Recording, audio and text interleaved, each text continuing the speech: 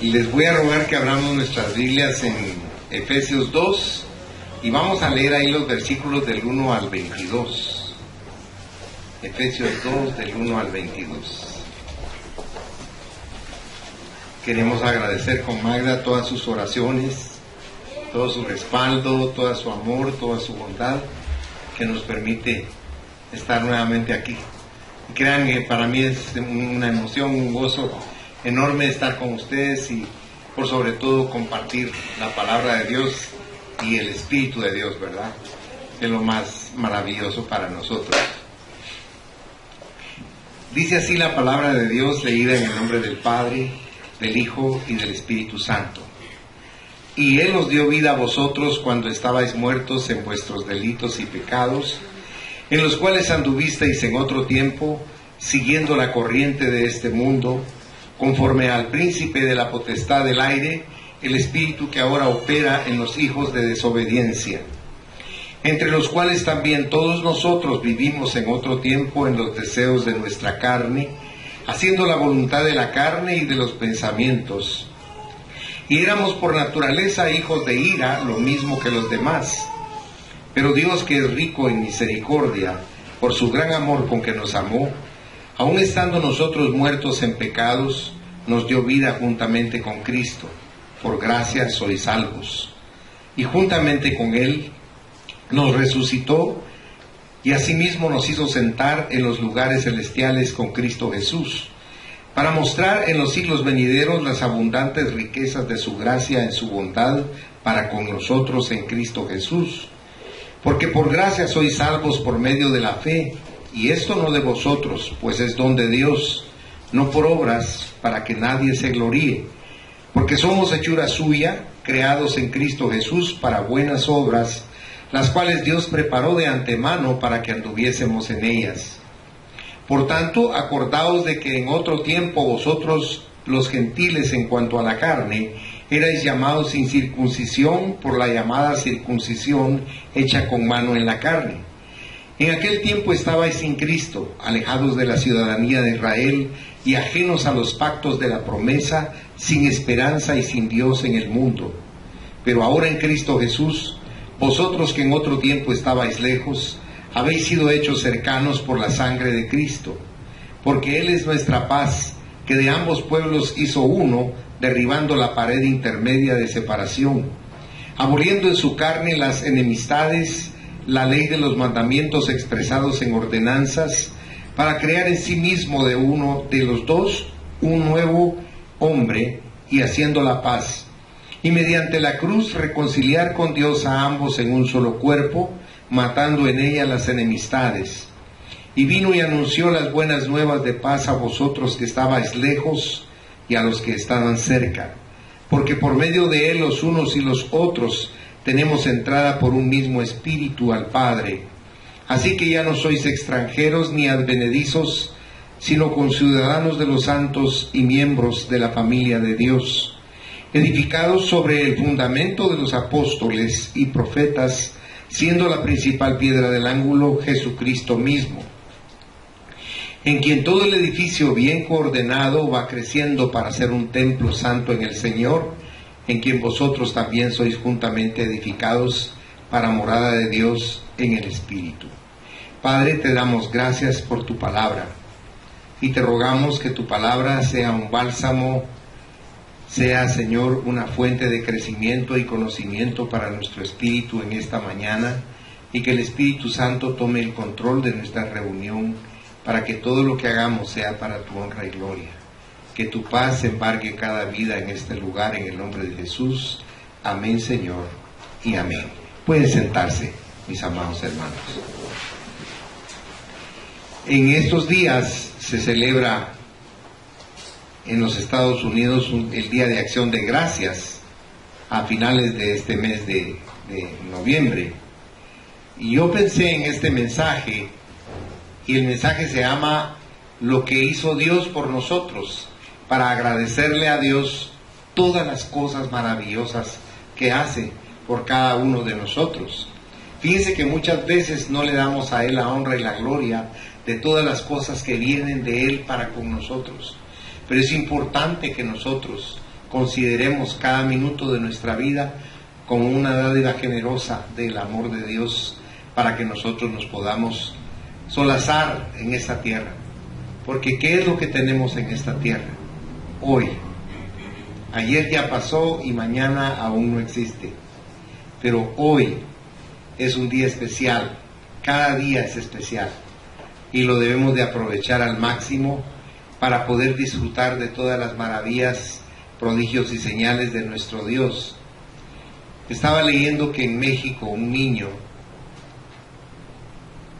que tiene cáncer y se está muriendo, tuvo una revelación de Dios y él le dijo a sus padres: fíjense que vi a Dios y hablé con él y me dijo que nos preparemos porque él viene pronto, pero que van a acontecer muchas cosas desagradables y feas, pero que no pongamos nuestros ojos en ellas, sino que pongamos nuestros ojos en la esperanza de su presencia, porque él viene para llevarnos. Es un niño que no ha leído la Biblia, es un niño al que Dios le habló y es un instrumento que Dios está usando para recordarnos que debemos estar siempre preparados, ¿verdad? ¿Ustedes recuerdan cómo dicen los Boy Scouts? Siempre listo. Siempre listo, exacto, así es. Así debemos estar siempre, porque no sabemos el día ni la hora. Sabemos que es en este tiempo, pero nadie sabe exactamente cuándo. Mire lo que sucedió en Francia. Mire cómo está el mundo de convulso, con tantas cosas. Mire nuestro propio país cómo está. Mire los hospitales. O sea, lo que estamos hablando es una realidad. ¿Cuál es nuestro asidero? ¿Cuál es nuestra esperanza? ¿Cuál es nuestra fuerza? Se llama Jesucristo. Él es el que nos sostiene. Él es nuestro sustento, como dice aquí, Él es la piedra angular. Él es el sustento de todo el edificio que es la iglesia. Entonces, uno de los temas más sobresalientes de la epístola de los Efesios es la obra de Dios en Cristo Jesús en relación con lo que hizo por cada uno de nosotros. En este capítulo, Pablo enfatiza las obras divinas de Dios, contrastándolas con la condición en la que nosotros nos encontrábamos antes, cuando el Señor nos alcanzó. Ahora, ¿a qué obra se refiere San Pablo? ¿Qué fue lo que Dios hizo por nosotros? Son 7 cosas que le voy a compartir esta mañana velozmente para no atrasarlo. Aunque yo sé que usted tiene hambre y sed de justicia. Porque ¿sabe qué es lo que sucede? Cuando nuestro cuerpo tiene hambre y tiene sed, anhelamos los mejores manjares para no solo llenarnos, sino deleitarnos con nuestro paladar. Pero usted que tiene tiempo de conocer a Dios, sabe que lo único que hace que su espíritu se deleite es la palabra de Dios.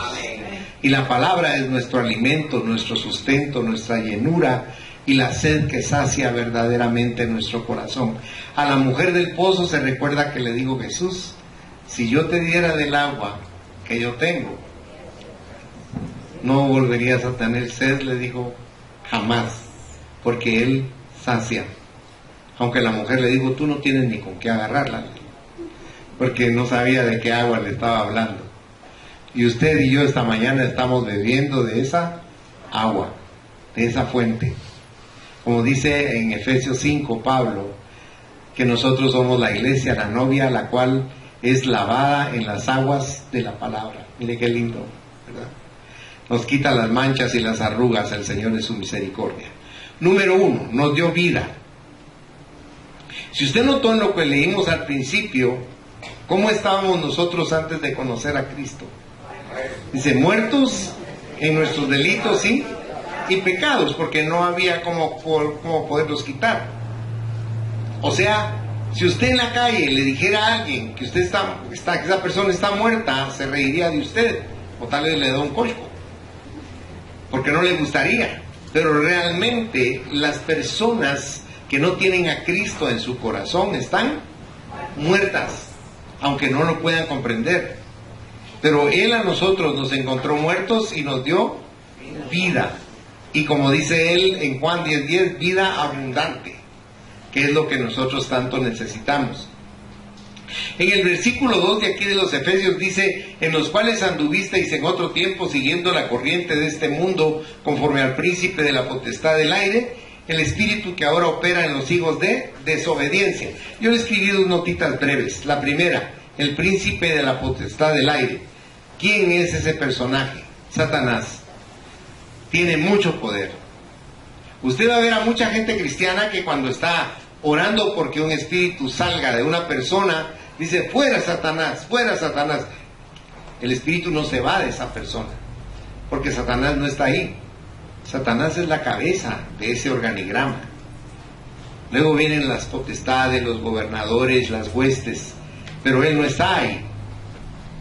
Por eso el Señor, si usted se recuerda, para darnos una enseñanza, al endemoniado gadareno le preguntó: ¿cómo te llamas? Y la respuesta fue: Legión, porque somos muchos, ¿verdad? Entonces Satanás es el jefe de toda esta organización, es el que está por encima de todos. Él solo ordena y revisa. Si usted va al libro de Job, en el capítulo 1, verso 10, dice: un día se presentaron ante Dios todos los hijos de él, entre los cuales vino también Satanás. Y le preguntó Dios: ¿de dónde vienes? Dice: de rodear la tierra y de andar por ella. Andaba supervisando su posesión, ¿verdad? Lo que supuestamente le pertenecía.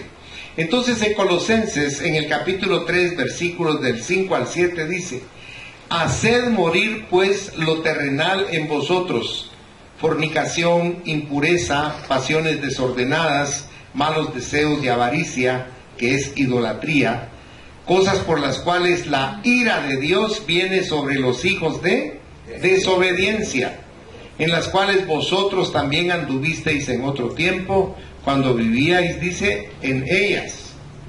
Ahora, los hijos de desobediencia lo vemos en tres formas. La primera: estábamos enteramente en manos de los deseos concupiscentes, desordenados, pecaminosos de nuestra carne, de nuestra naturaleza vieja, corrompida. No una parte de nosotros, sino nuestra entera personalidad corrompida por el pecado. Mire, perdone que haga énfasis en eso, pero es necesario que nosotros reconozcamos el estado en que nos encontrábamos para poderle agradecer a Dios el estado en que estamos ahora, que es totalmente diferente. Dice: no una parte de nosotros, sino nuestra entera personalidad corrompida por el pecado. 2. Esto equivalía a poner en práctica las tendencias de la carne y de los pensamientos, es decir, todos los malos deseos que emanan no solo de un corazón entenebrecido, sino también de una mente envanecida, o sea, incluyendo también su intelecto y el proceso de razonar. En Colosenses 1:21 dice Pablo: y a vosotros también, que erais en otro tiempo extraños y enemigos en vuestra mente, haciendo malas obras, ahora os ha reconciliado. Y la tercera forma es, en una palabra, éramos hijos de ira. Esto es, pesaba sobre nosotros la ira de Dios, no el amor y la salvación, sino la ira de Dios. Lo mismo que los demás, o sea, los que ahora quedan fuera del poder salvador de Cristo. Nuestra pervertida y viciada naturaleza, esclava del pecado, ahora, gracias al nombre de Cristo, le obedece a Él. Porque es maravilloso descubrir que podemos nosotros obedecer a Cristo aún yendo contra nuestros propios deseos, contra nuestra propia naturaleza. Porque el que da la fuerza en nosotros, ¿quién es? Es Dios. Dios es el que nos da la fuerza. Porque de nuestra voluntad nosotros no hacemos las cosas que debemos. Muchas veces nos proponemos hacer algo bueno y nosotros no lo hacemos. Porque nuestra naturaleza no nos lo permite. Llámele usted orgullo, falta de voluntad o resentimiento, como usted le quiera poner. Pero obstruye totalmente las buenas intenciones que tenemos muchas veces de agradar a Dios. Porque queremos agradar más a nuestra carne que a nuestro Creador, a nuestro Señor y a nuestro Dios. En Efesios 2:1, cuando lo leímos, Notemos que mientras que el versículo 1 usa la segunda persona del plural, diciendo os dio vida a vosotros, el versículo 5 usa la primera persona del plural. Aún estando nosotros muertos en pecados, nos dio vida juntamente con Cristo. De manera que San Pablo en el primer versículo concientiza a los efesios de la vida que Dios les dio. Y el versículo 5 incluye a Pablo en el grupo de aquellos a quienes Dios ha dado vida. Porque si usted le puso atención a esa lectura larga que tuvimos, en el versículo 6, ¿qué nos dice Pablo? Dice que nos resucitó, porque estábamos muertos. Y él dice que nos resucitó. Pero aparte de que nos resucitó, ¿qué más dice? Que nos hizo sentar, dice, en los lugares celestiales, juntamente con Dios, con Cristo. Eso es algo maravilloso para nosotros. Y en el versículo 10, ¿qué es lo que nos dice? Ahí nos está diciendo el Señor que ha preparado buenas obras para que nosotros las desarrollemos. Mire, en Filipenses 1:6, una llamada muy conocida, dice ahí el Señor que el que principió la buena obra en ustedes y en mí, la concluirá hasta el día de Jesucristo. O sea, vamos descubriendo poco a poco que el mismo que nos da salvación es el que produce en nosotros el que generemos una transformación de vida, una manera diferente de ser. Porque ser cristiano es como un gafete nada más, pero ser hijo de Dios, nacido de nuevo, es algo muy diferente. Es algo que tiene solidez, es algo que tiene efectividad, es algo pragmático en la vida del creyente. Es formidable cuando nosotros logramos entender esas cosas, porque comenzamos a cambiar nuestra forma de vivir, nuestra forma de ser. O sea que esta vida es como una nueva creación que Dios está haciendo. ¿Se recuerda cómo dice en 2 de Corintios 5:17? ¿Verdad? Ahí dice, de modo que si alguno está en Cristo, nueva criatura es, o sea, es una nueva creación de Dios, ¿verdad? Y si usted nota, dice que las cosas viejas pasaron. He aquí dice, todas son hechas nuevas. ¿Por quién? Lea el siguiente verso, el 18. Y usted va a ver que ahí dice, y todas estas cosas son hechas por Dios. Lo que estoy tratando de decirles es que para nosotros, como los apóstoles, le decimos a Dios, ay Señor, esto es imposible. Tú no me conoces a mí, si vieras cómo soy de difícil. El problema no es ese, el problema es que nosotros no conocemos a Dios. Ni sabemos el poder de amor que Él tiene para transformar nuestro corazón, nuestra voluntad, nuestros deseos, nuestras actitudes, nuestros sentimientos. Porque cuando usted deja entrar al Espíritu de Dios en usted, usted comienza a ser transformado, pero no por usted, no por su capacidad, no por su bondad, sino que usted está dejándose manipular como el alfarero con el barro. Y el Espíritu Santo le comienza a dar una forma que usted totalmente desconocía de su propia vida. Porque es Dios cambiándonos radicalmente y erradicando de nosotros todo el estorbo de lo que acabamos de leer hace un momento.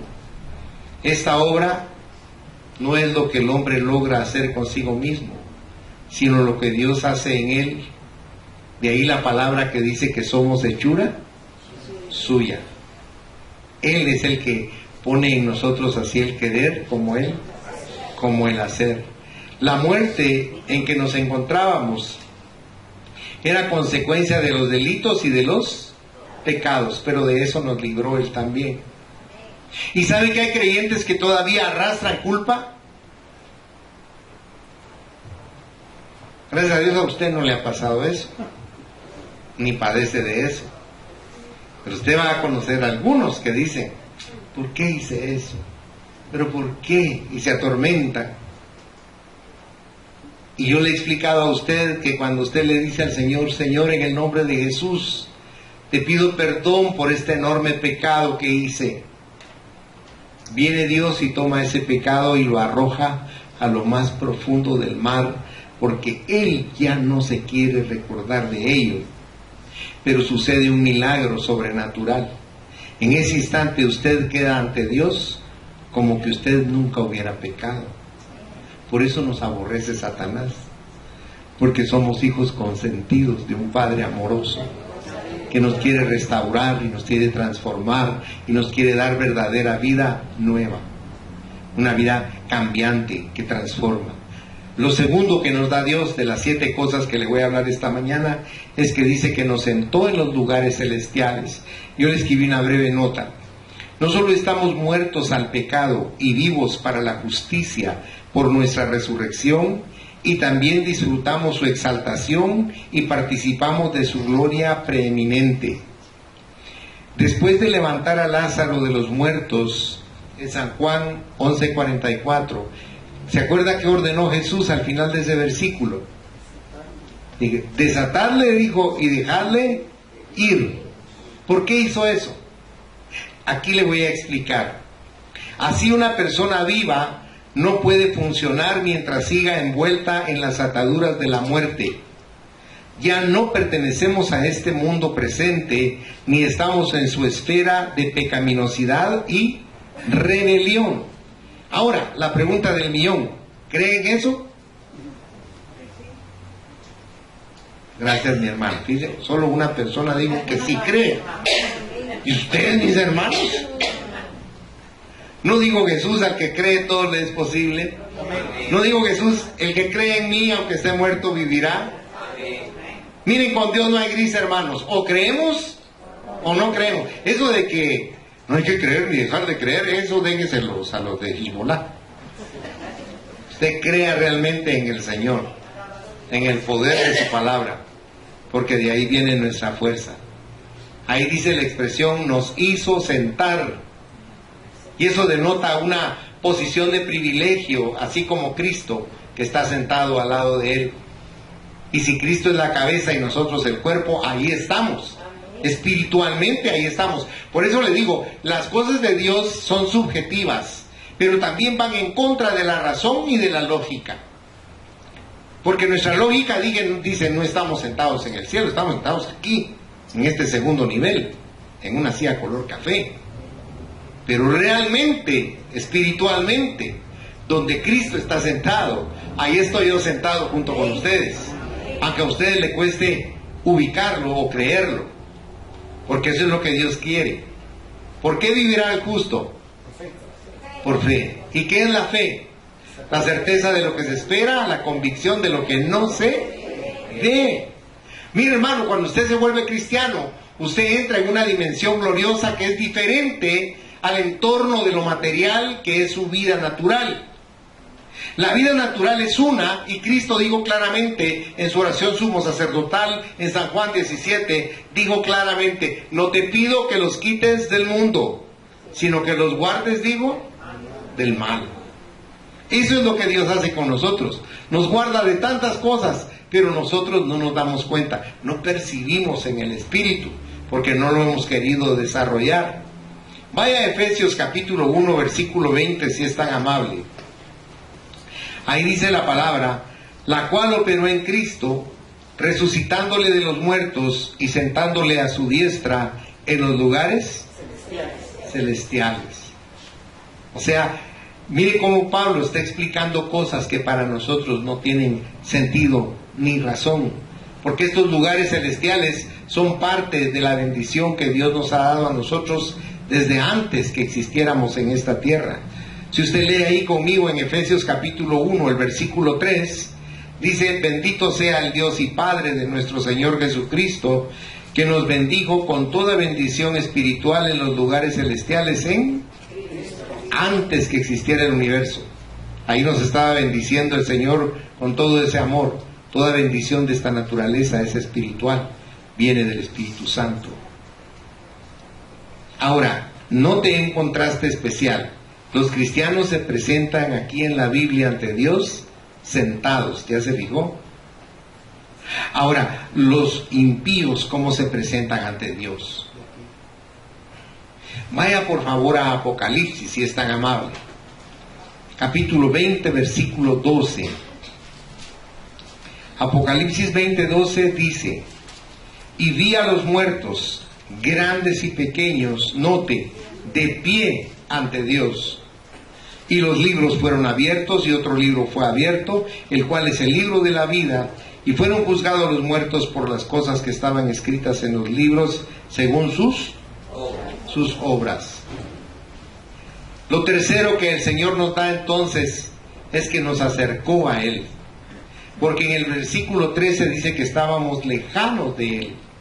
Estábamos lejos de Dios. Pero el verso 12 es bien importante porque Pablo describe la condición de los gentiles como una quíntuple tragedia. Vea conmigo en Efesios, en el capítulo 2, el verso 12, si es tan amable. Dice, en aquel tiempo estabais, 1, sin Cristo; 2, alejados de la ciudadanía de Israel; 3, ajenos a los pactos de la promesa; 4, sin esperanza; y 5, sin Dios, dice, en el mundo. Mire cómo estábamos de mal. Y ahora estamos tan bien, hermanos. De verdad. No mire su cuenta del banco. Mírese espiritualmente donde Dios lo tiene realmente, porque eso es lo más maravilloso. Eso no se puede comprar. La vida en pecado se describe en la Biblia como una condición de alejamiento de Dios. Se recuerda cómo Dios dice vaya a Isaías, si es tan amable, Isaías capítulo 1 en su Biblia, versículo 18. Mire cómo dice ahí la palabra. Es Dios invitando, dice, venid luego, dice Jehová, y estemos a cuenta. Si vuestros pecados fueren como la grana, como la nieve serán emblanquecidos. Si fueren rojos como el carmesí, vendrán a ser como blanca. Y para ello, como dice él, venid luego. Ahora, ¿será que nos gusta ir luego con Dios? No nos gusta. Tenemos que aprender a ir lo más pronto posible con nuestro buen Dios, porque Él anhela tener una relación verdadera con nosotros. ¿Se recuerda del hijo pródigo? ¿Cuál era el deseo del hijo pródigo? Vaya a San Lucas, si es tan amable, en el capítulo 15, dice en el versículo 13, no muchos días después, juntándolo todo, el hijo menor se fue lejos, a una provincia apartada, y ahí desperdició sus bienes viviendo, dice, perdidamente. ¿Ah?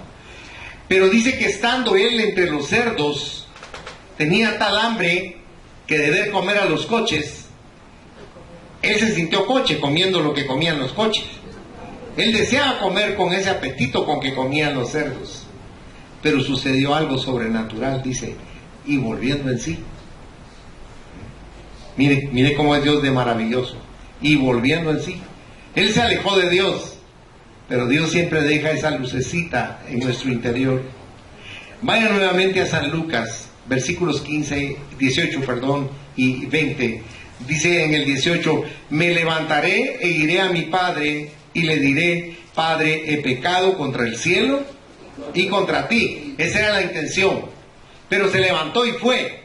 El verso 20 dice, y levantándose vino a su padre, y cuando aún estaba lejos, lo vio su padre, y fue movido a misericordia, y corrió y se echó sobre su cuello. ¿Y qué dice su Biblia? ¿Y cómo iba ese hombre?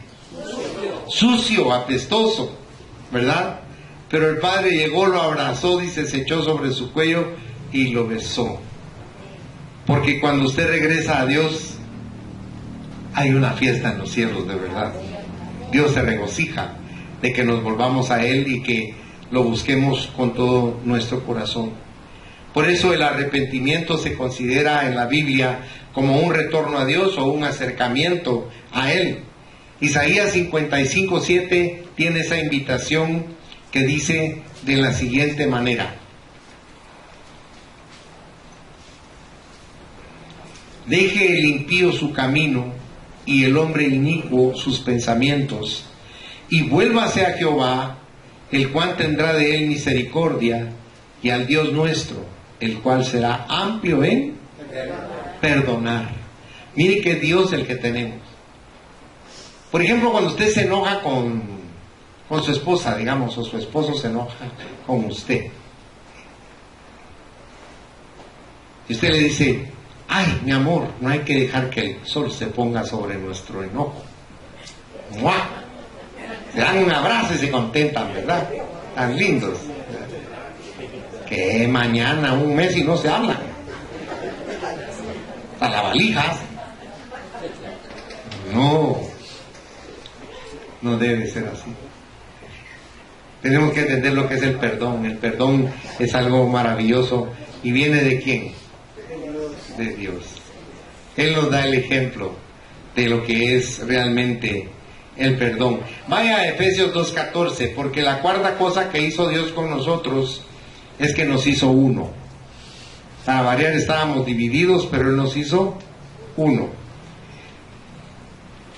En esa porción vemos que desde el versículo 11 hasta el 19, San Pablo discute la iglesia como un cuerpo integrado, tanto por judíos como por gentiles. Antes del sacrificio de Cristo, la relación entre judíos y gentiles era de contienda. La acción de convertir dos pueblos enemigos en uno, San Pablo aquí nos la describe como un acto de paz, porque dice en el verso 14 que Él es nuestra paz. En el versículo 15 dice también haciendo la paz. Es un derrumbe de la pared intermedia de separación, porque dice en el verso 14, derribando la pared intermedia de separación. Miren qué fuerza y qué poder el de Dios para derribar semejante pared. Luego dice, una abolición de enemistades.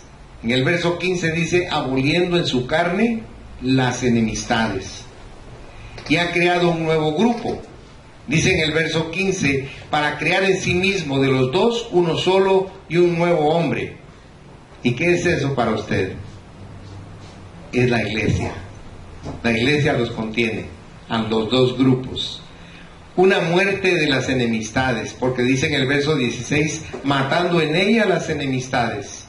Y en el 17 dice que nos habla de buena noticia. Nos habla de cosas que van a ser de beneficio para nosotros. La quinta cosa que nos hizo el Señor es que nos dio entrada a su presencia. ¿Usted se recuerda que al lugar santísimo podían entrar todos los judíos todo el tiempo? No, ¿verdad? ¿Quién entraba? El sumo sacerdote, y una vez al año. Fíjense. O sea, ni el sumo sacerdote tenía chance de estar entrando. Pero usted y yo esta mañana hemos entrado al lugar santísimo y hemos hablado con Dios y Él está aquí con nosotros. Eso hace la gran diferencia de la labor de Cristo, de lo que Él hizo con nosotros. Permitir que nos pudiéramos estar cerca de Él, acercarnos a Él con todo nuestro corazón. Si usted va por favor a Juan 14:6, aunque usted se la conoce de memoria. ¿Se recuerda lo que dijo ahí Jesucristo? Porque yo soy el camino, la verdad y la vida. Dijo, y nadie viene al Padre si no es por mí. O sea, Él es el acceso para Dios, para estar con Él. Y en Juan capítulo 10, versículo 9, dice también el Señor Jesucristo, yo soy la puerta. El que por mí entrare será salvo, y entrará y saldrá y hallará pastos. Mire qué formidable lo que el Señor hace con nosotros al acercarnos a Él. Porque si usted va conmigo a Mateo 27, si es tan amable, Mateo 27, verso 51, dice, y he aquí, el velo del templo se rasgó en dos, de arriba a abajo, y la tierra tembló, y las rocas se partieron. Agonizando estaba el Señor, y cuando falleció, el velo del templo, que tenía 15 metros de alto, se rasgó de arriba para abajo. El espesor de esa tela era de 5 centímetros. Una tela sumamente pesada y sumamente gruesa. Y se rasgó de arriba hacia abajo, para que no dijeran que fue algo hecho por el hombre. Dice que los sacerdotes que estaban ministrando en el templo se arrancaban la barba, de que el lugar se abrió y quedó a la vista de todos. ¿Por qué? Vaya a Hebreos, por favor, vaya a la carta a los Hebreos, si es tan bondadoso, en el capítulo 10, los versículos del 19 al 22. Miren lo que nos dice aquí la palabra. Así que, hermanos, teniendo libertad para entrar en el lugar santísimo por la sangre de Jesucristo, por el camino nuevo y vivo que Él nos abrió a través del velo, esto es, de su carne, y teniendo un gran sacerdote sobre la casa de Dios, acerquémonos con corazón sincero, en plena certidumbre de fe, purificados los corazones de mala conciencia y lavados los cuerpos con agua pura. Los sacerdotes se tenían que lavar para acceder al templo. Y usted y yo hemos sido lavados esta mañana por la palabra.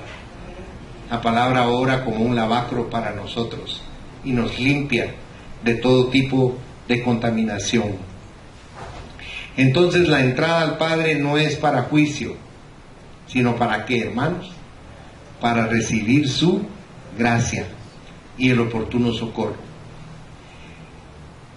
Lo sexto que hizo el Señor por nosotros es que nos hizo conciudadanos de los santos y miembros de la familia de Dios, como dice en el verso 19 de Efesios 2.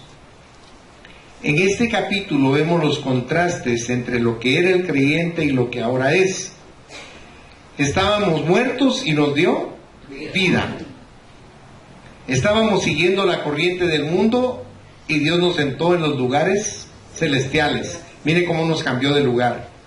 Estando en delitos y pecados, fuimos creados para buenas obras. Estando lejos, nos hizo cercanos. Siendo dos pueblos, los judíos y los gentiles, hizo uno solo, la iglesia.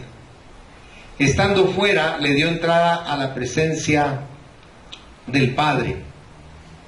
Siendo extranjeros y advenedizos, somos hechos conciudadanos de los santos y miembros de la familia de Dios. Debemos observar que esta ciudadanía no es de algún país del mundo, sino la iglesia. Aquí está nuestra ciudadanía celestial. También debemos observar que el creyente es ahora miembro no tanto de una familia de alta alcurnia, sino de algo superlativo, de la familia de Dios. Pertenecemos al Dios de la gloria, Él es nuestro Padre. Y por último, lo que Dios nos dio, el séptimo punto, es que nos convirtió en algo especial, en templos de Él. Amén. Dice que Él dijo que no iba a habitar en lugares hechos por la mano del hombre, sino que iba a habitar en nosotros. En los últimos versículos del capítulo 2, usted puede ver esta referencia con toda claridad. Porque San Pablo se refiere a la iglesia de tres maneras a saber. La primera en el versículo 21 como un edificio bien coordinado. En el mismo versículo como un templo santo.